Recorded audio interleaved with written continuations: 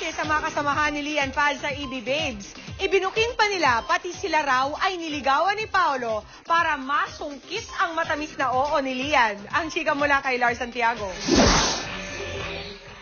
Ganadong nag-perform kagabi ang EB Babes sa Navotas City nang imbitahan sila ni Mayor Toby Chanco.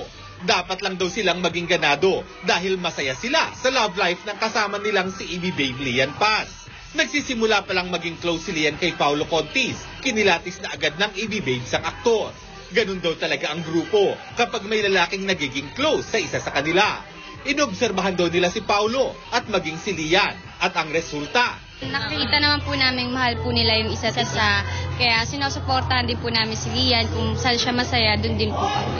Hindi lang daw si Lian ang niligawan ni Paulo kundi pati pamilya nito. Ayon naman sa EB Babes, maging sa kanila ay nanligaw si Paulo para makuha ang matamis na oo ni Lian. Nagbibigay po siya ng mga pagkain. Sobrang ganda niya nakitulong sa amin.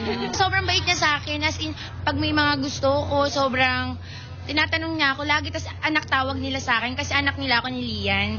Kasi lagi nila akong kasama kahit saan. Ayon pa sa EB Babes, mula nang maging malapit sina Lian at Paulo sa isa't isa, napansin nila ang malaking pagbabago kay Lian. Lagi siyang happy. Pagpasok pa lang sa dressing room, ay, sobrang na ng smile.